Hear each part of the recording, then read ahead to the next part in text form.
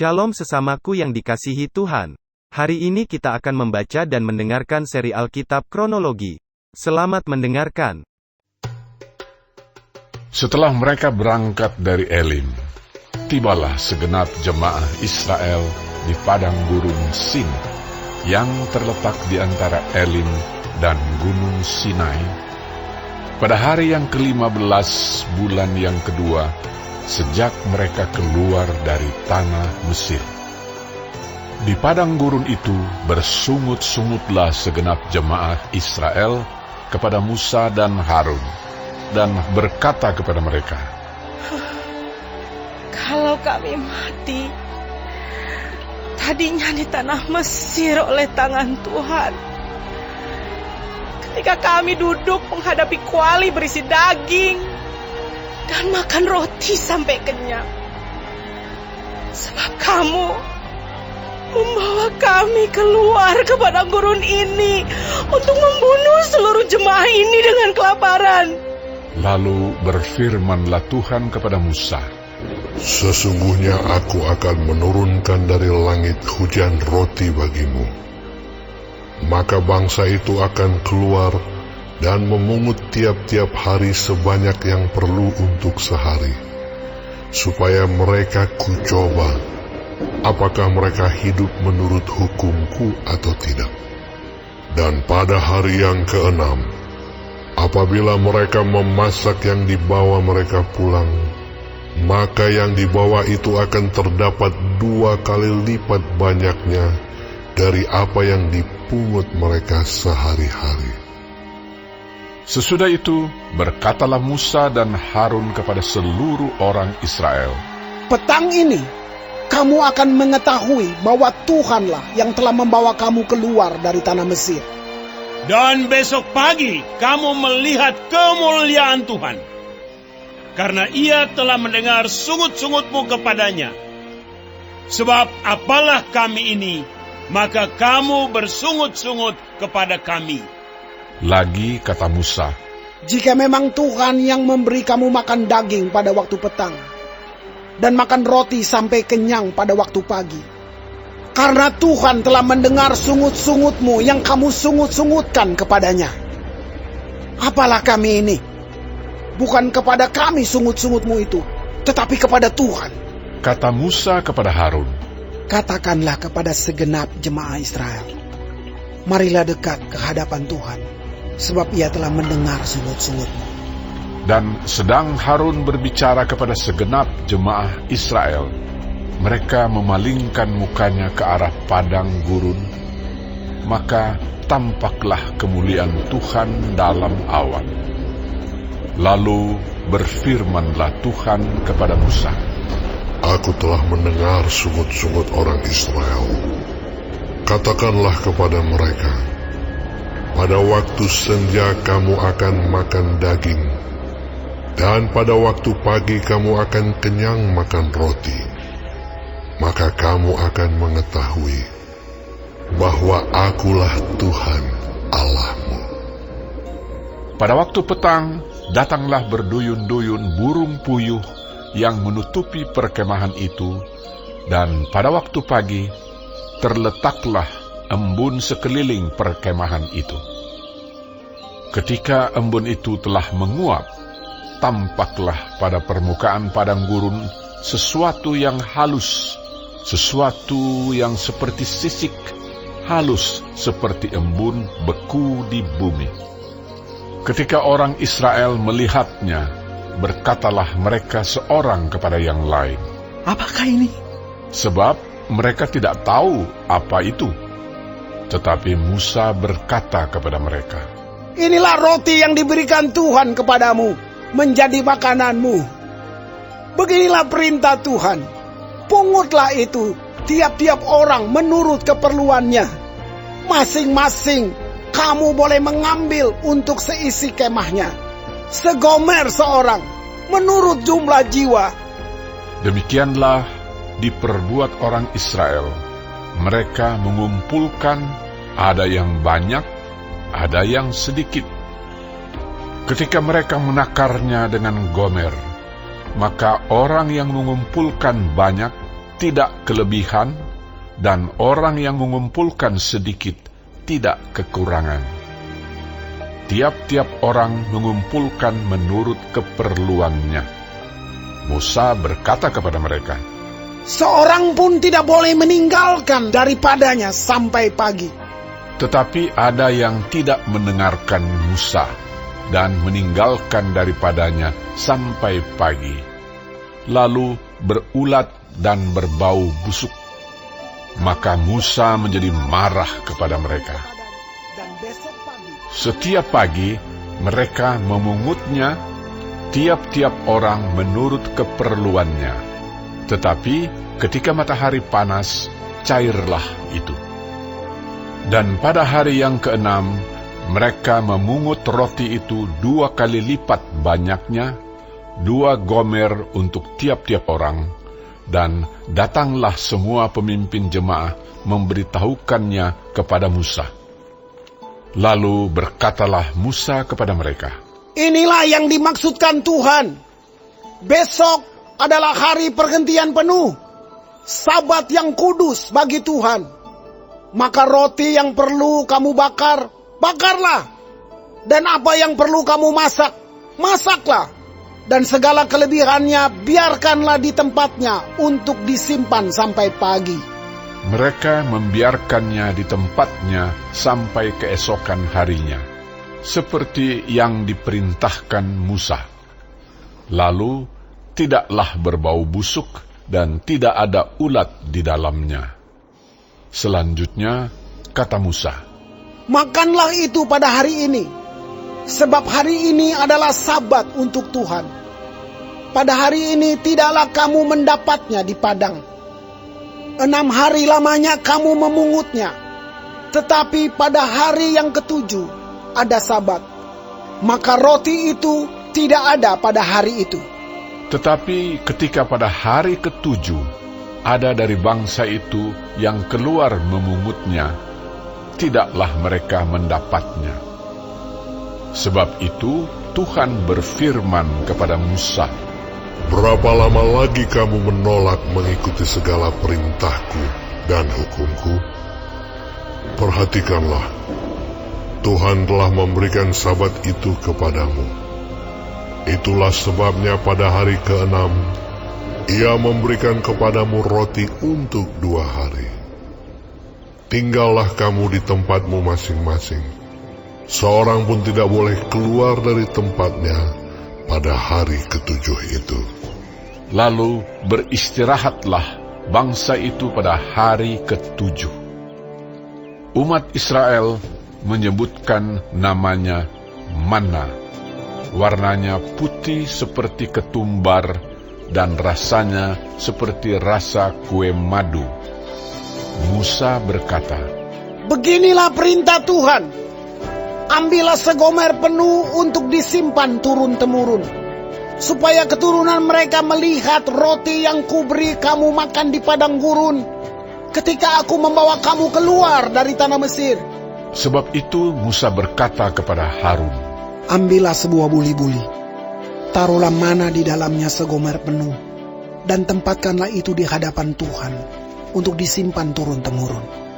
seperti yang diperintahkan Tuhan kepada Musa, demikianlah buli-buli itu ditempatkan Harun di hadapan tabut hukum Allah untuk disimpan. Orang Israel makan mana 40 tahun lamanya, sampai mereka tiba di tanah yang didiami orang. Mereka makan mana sampai tiba di perbatasan tanah Kanaan. Adapun segomer ialah 1/10 eva.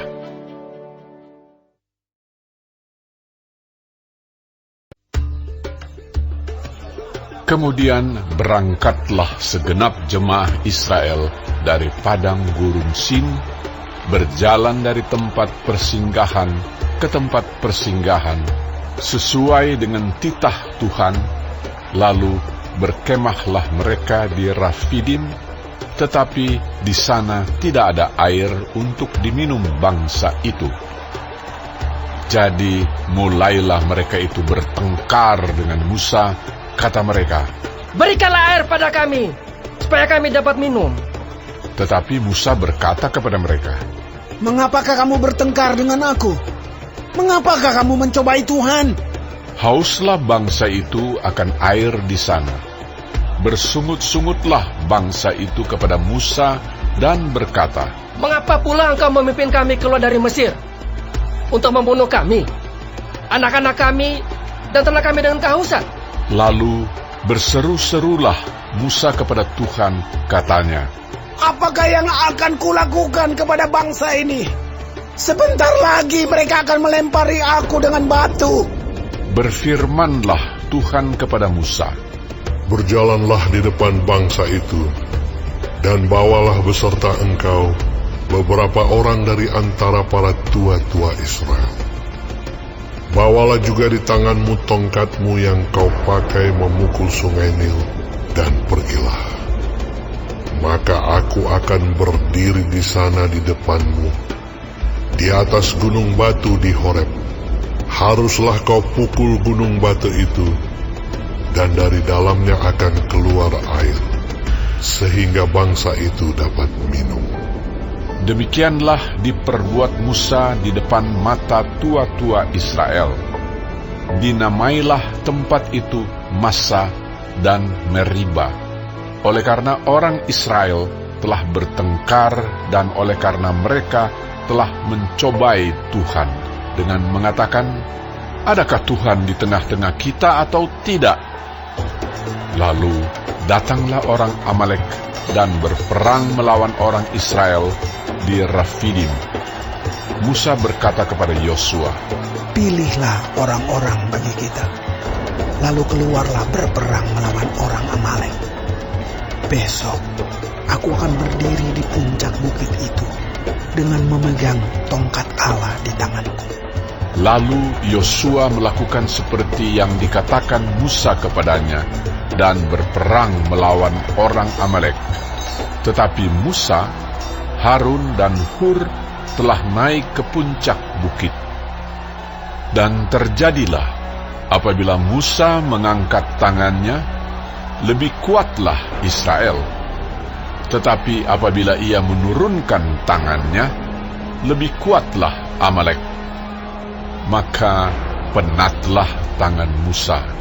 Sebab itu mereka mengambil sebuah batu, diletakkanlah di bawahnya, supaya ia duduk di atasnya. Harun dan Hur menopang kedua belah tangannya, seorang di sisi yang satu, seorang di sisi yang lain, sehingga tangannya tidak bergerak sampai matahari terbenam. Demikianlah Yosua mengalahkan Amalek dan rakyatnya dengan mata pedang. Kemudian berfirmanlah Tuhan kepada Musa, Tuliskanlah semuanya ini dalam sebuah kitab sebagai tanda peringatan.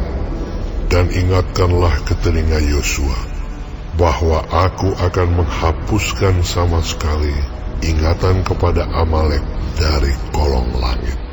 Lalu Musa mendirikan sebuah mezbah dan menamainya Tuhanlah panji-panjiku. Ia berkata, Tangan di atas panji-panji Tuhan.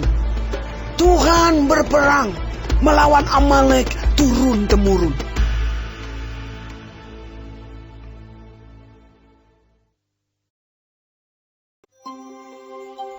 Kedengaranlah kepada Yitro, imam di Midian, mertua Musa, segala yang dilakukan Allah kepada Musa dan kepada Israel, umatnya, yakni bahwa Tuhan telah membawa orang Israel keluar dari Mesir. Lalu Yitro, mertua Musa, membawa serta Zipora, istri Musa, yang dahulu disuruh Musa pulang, dan kedua anak laki-laki Zipora, yang seorang bernama Gersom, sebab kata Musa, Aku telah menjadi seorang pendatang di negeri asing. dan yang seorang lagi bernama Eliezer, sebab katanya, Allah Bapakku adalah penolongku. dan telah menyelamatkan aku dari pedang Firaun. Ketika Yitro, mertua Musa, beserta anak-anak dan istri Musa sampai kepadanya di padang gurun, tempat ia berkemah dekat gunung Allah, disuruhnyalah mengatakan kepada Musa, "Aku mertuamu Yitro, datang kepadamu, membawa istrimu beserta kedua anaknya." Lalu keluarlah Musa menyongsong mertuanya itu. Sujudlah ia kepadanya dan menciumnya. Mereka menanyakan keselamatan masing-masing, lalu masuk ke dalam kemah. Sesudah itu, Musa menceritakan kepada mertuanya segala yang dilakukan Tuhan kepada Firaun dan kepada orang Mesir, karena Israel dan segala kesusahan yang mereka alami di jalan, dan bagaimana Tuhan menyelamatkan mereka.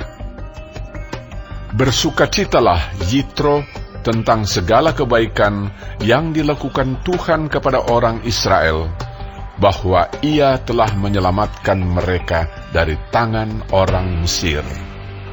Lalu kata Yitro, "Terpujilah Tuhan yang telah menyelamatkan kamu dari tangan orang Mesir dan dari tangan Firaun. Sekarang aku tahu bahwa Tuhan lebih besar dari segala Allah, sebab Ia telah menyelamatkan bangsa ini dari tangan orang Mesir. Karena memang orang-orang ini telah bertindak angkuh terhadap mereka." Dan Yitro, mertua Musa, mempersembahkan korban bakaran dan beberapa korban sembelihan bagi Allah. Lalu Harun dan semua tua-tua Israel datang untuk makan bersama-sama dengan mertua Musa di hadapan Allah.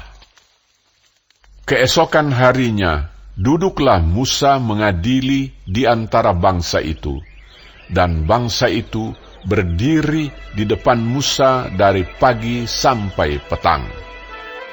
Ketika mertua Musa melihat segala yang dilakukannya kepada bangsa itu, berkatalah ia, "Apakah ini yang kau lakukan kepada bangsa itu? Mengapakah engkau seorang diri saja yang duduk, sedang seluruh bangsa itu berdiri di depanmu dari pagi sampai petang?" Kata Musa kepada mertuanya itu, Sebab bangsa ini datang kepadaku untuk menanyakan petunjuk Allah. Apabila ada perkara di antara mereka, maka mereka datang kepadaku, dan aku mengadili antara yang seorang dan yang lain. Lagi pula aku memberitahukan kepada mereka ketetapan-ketetapan dan keputusan-keputusan Allah. Tetapi mertua Musa menjawabnya, "Tidak baik seperti yang kau lakukan itu. Engkau akan menjadi sangat lelah, baik engkau, baik bangsa yang beserta engkau ini. Sebab pekerjaan ini terlalu berat bagimu. Takkan sanggup engkau melakukannya seorang diri saja. Jadi, sekarang dengarkanlah perkataanku. Aku akan memberi nasihat kepadamu, dan Allah akan menyertai engkau. Adapun engkau, wakililah bangsa itu di hadapan Allah, dan kau hadapkanlah perkara-perkara mereka kepada Allah. Kemudian, haruslah engkau mengajarkan kepada mereka ketetapan-ketetapan dan keputusan-keputusan, dan memberitahukan kepada mereka jalan yang harus dijalani dan pekerjaan yang harus dilakukan. Di samping itu, kau carilah dari seluruh bangsa itu orang-orang yang cakap dan takut akan Allah. Orang-orang yang dapat dipercaya dan yang benci kepada pengejaran suap. Tempatkanlah mereka di antara bangsa itu menjadi pemimpin 1.000 orang, pemimpin 100 orang, pemimpin 50 orang, dan pemimpin 10 orang. Dan sewaktu-waktu mereka harus mengadili di antara bangsa. Maka segala perkara yang besar haruslah dihadapkan mereka kepadamu. Tetapi segala perkara yang kecil diadili mereka sendiri. Dengan demikian, mereka meringankan pekerjaanmu dan mereka bersama-sama dengan engkau turut menanggungnya. Jika engkau berbuat demikian, dan Allah memerintahkan hal itu kepadamu, maka engkau akan sanggup menahannya. Dan seluruh bangsa ini akan pulang dengan puas senang ke tempatnya. Musa mendengarkan perkataan mertuanya itu, dan dilakukannya segala yang dikatakannya. Dari seluruh orang Israel, Musa memilih orang-orang cakap dan mengangkat mereka menjadi kepala atas bangsa itu, menjadi pemimpin 1.000 orang, pemimpin 100 orang, pemimpin 50 orang, dan pemimpin 10 orang. Mereka ini mengadili di antara bangsa itu sewaktu-waktu. Perkara-perkara yang sukar dihadapkan mereka kepada Musa, tetapi perkara-perkara yang kecil diadili mereka sendiri. Kemudian Musa membiarkan mertuanya itu pergi, dan ia pulang ke negerinya.